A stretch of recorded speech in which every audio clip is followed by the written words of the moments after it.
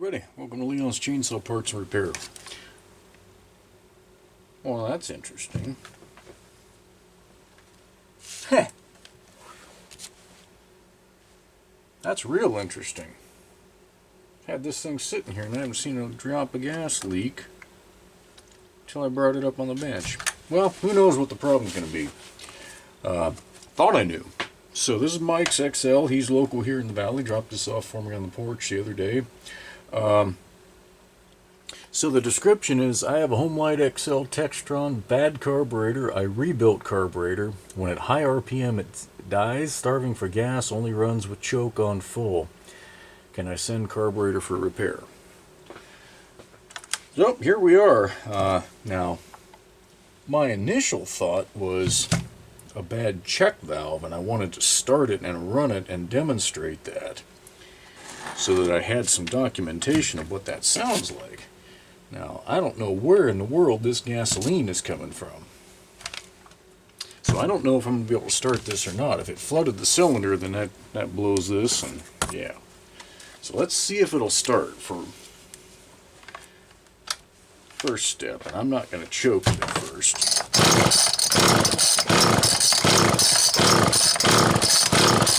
Alright, it's not blowing gas.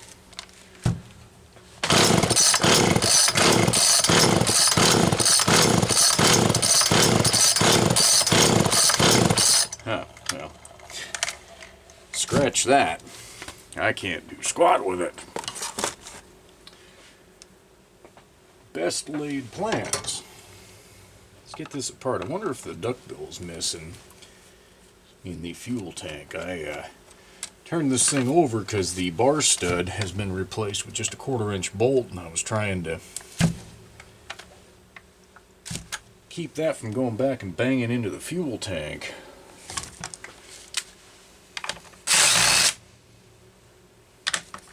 That's one of the things. When I'm comfortable that she's going to run right, I'm going to put proper stud back in that.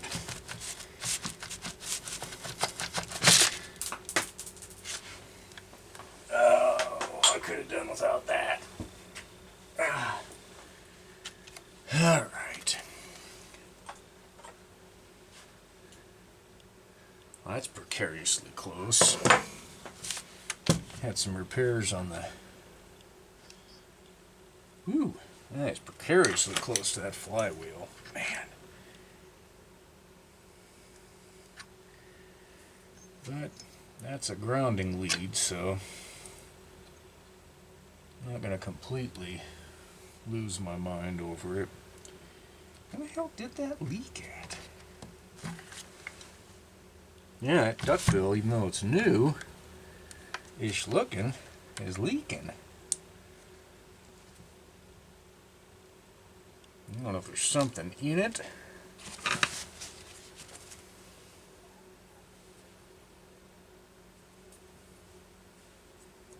For whatever reason, it's just not closing.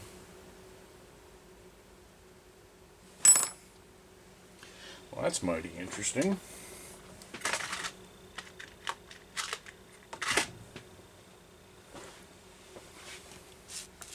I don't need it making a big ass mess all over the bench. Alright, let me get the engine out of the case here and check that carburetor, see what we find. Okay, we're going to go through a few things here. I see this commonly enough that I want to cover a few things.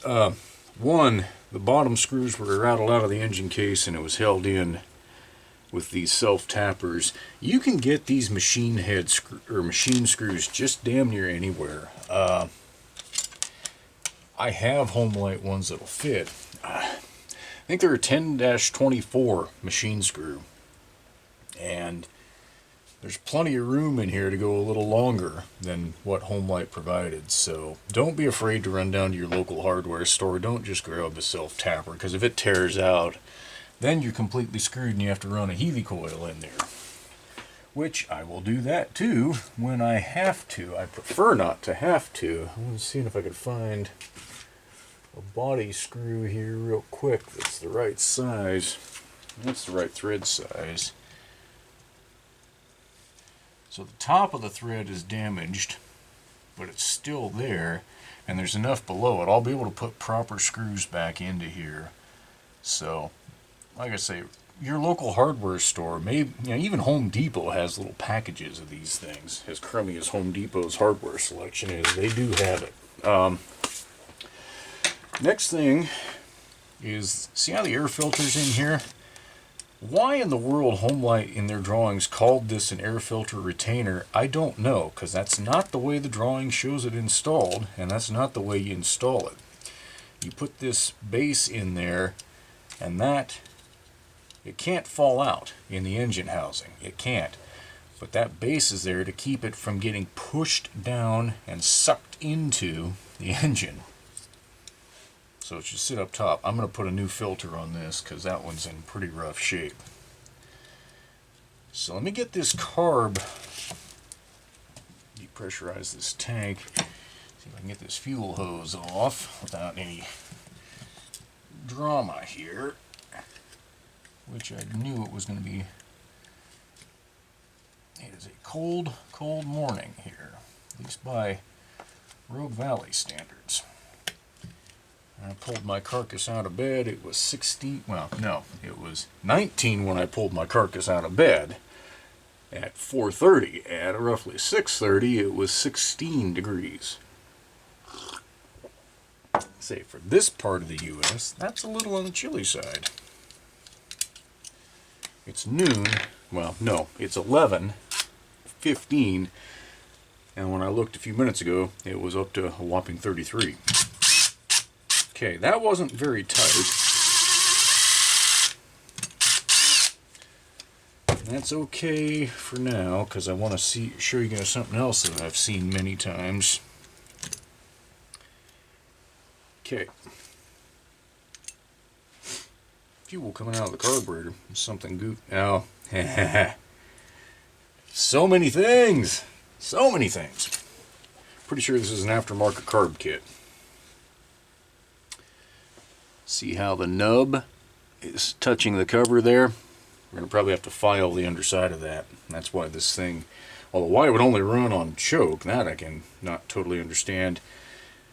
It looks like the original gasket is there, and it's been completely surrounded by freaking RTV. Don't do this. If the original gasket is there, you don't need this crap. It just makes a mess. There's zero, and I mean zero, compelling reason to do it. Plus, this is down in the combustion chamber. Eventually, this can deteriorate and pass through your engine. You don't need to do this. The original gasket is more than adequate. So I won't waste a bunch of time on camera cleaning that up. Another runnability issue. The sintered tube that should be on that top hose and duckbill is gone. So if this oil cap leaks air at all, which I guarantee it leaks a little bit, that's a vacuum leak right there. I think I've demonstrated that on video before. Without that in place, you start the saw, crack your cap, idle goes way up. Sometimes it'll even be enough to kill it if you've got it, tuned too lean. So there's a number of things to take care of on this little critter. I see multiple colors of RTV down here, so I'm hoping the crankcase, when it was resealed, was cleaned up well. But let's put the pressure tester on the carb here and confirm what I pretty much already know to be the case. And that is, it's not holding pressure. Anytime you pick up a carb, especially from a saw that hasn't been running, you get it off the saw and it's dumping gas on your hand. Pretty good idea of what's cooking.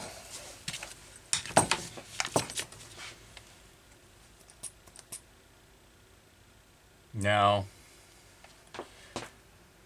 that is interesting It is holding pressure at the moment. Really good, actually. So where did that fuel come from? And why did it come? Just leave that on there for now. The mystery deepens. Let's take a peek.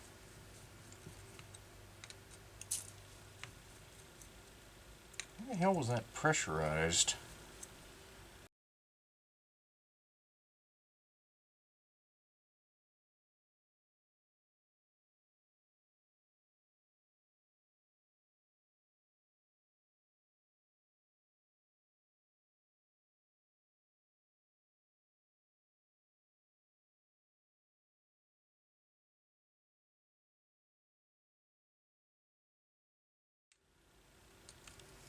Under that cover still.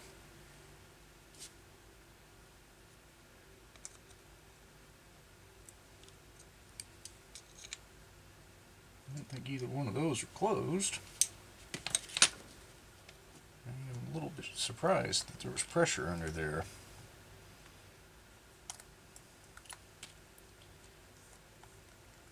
Doesn't make a huge amount of sense. Oh yeah, well.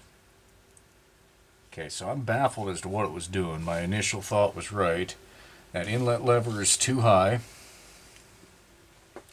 See how it's sticking up way above deck height there. And this is an aftermarket diaphragm with the tall ass nub. That should be at most a 32nd above the aluminum disc, so I'll have to file that down. But what else is going on in here? Doesn't make sense it would only run on choke with everything I'm seeing so far. That's the goofy thing. Clean enough. Screen's in place, not full of gobbledygook. Love the fact that my hand is going to smell like unleaded for the next 2 days. This thing is puking everywhere. Proper gasket.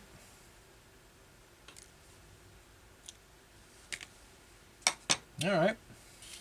Only one thing left to do, and that's test that check valve, which is what I originally thought was going to be the issue.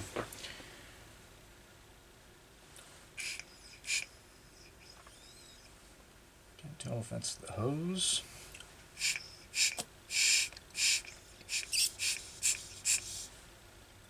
I think that's leaking. Nope. Damn hose was cold and not sealing right. Okay. Alright. So the check valve is good. I need to deal with the height of that lever, file that nub, finish cleaning all this RTV off of there, see if that tube is at the bottom of the tank, and if it isn't, find one of those. Yeah, and get all that done. With any luck, we'll be coming back for a test run. Okay, I'm about ready to give this one a test run. Didn't find anything new after we chatted last. The duckbill valve and tube were at the bottom of the oil tank. Cold enough morning, I had to put a little fuel in there and really swish it around good before it came loose, but it was there. Carb's holding pressure. So the reason it pressurized under that diaphragm is the high-speed needle was completely closed. Now this is that style where they went back to a high-speed needle, but it's got that broken-looking top. Well, it's not broken. They did that on purpose. That way you had to have a special tool, in theory, to adjust it. And I don't think I have... I've got the generic stuff off of Amazon, and I don't think it included one of those. It's a reverse D, basically. And I don't need it. you know, if you push hard enough with a standard flat blade screwdriver, you can get it to adjust. Anyway, that's why it was doing that. It was completely closed, so it had no way to release the fuel, which does explain why it would only run on full choke. That completely explains that. So put a new bar stud in there, proper adjuster with a retainer. That screwed had been replaced. So yeah, with any luck, we're going to get this thing to go. I do expect it to be kind of a smoky mess. We'll see.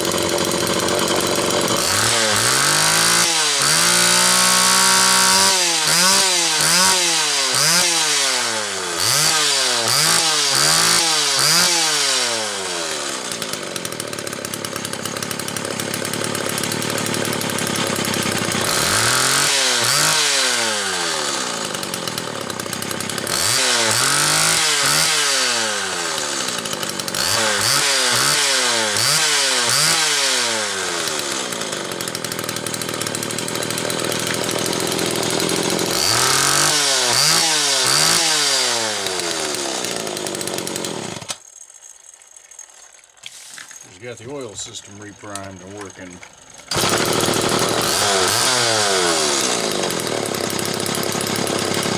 Okay, she's close. God dang. And I just hotboxed this thing the redneck way in the shop. Oh, and that oil cap is a miserable little shit. Just releasing the pressure there so that it doesn't make that much more of a mess all over the bench. Okay, so that is all the old residue that accumulated in the crankcase when that carburetor was leaking by so much. So it's going to take a little while for this thing to clean out. It needs to actually get up to temp, which, feeling the engine housing, this thing's only halfway there. You know, it's a cold enough morning. You'd have to get out and actually cut some wood with it. But the fact that it started in about, what was that, 6 poles, that's dead on the money for what it should be doing. The high speed is pretty close now. In fact, close enough, I think. It does affect, minutely, but it does affect the low speed too. When you're too lean on the top, your setting on the bottom ends up altered. And that's why I had to keep going back and forth there. But Anyway, the fact that I could restart it after running it like that with no throttle means it's not leaking by right now. So things are looking pretty good there. And the fact that she's oiling quite nicely means that diaphragm isn't blown. It wasn't changing idle speed, going back and forth. So I'll let it sit a couple days and do a cold start on it, but I'm pretty sure this one is about ready to go.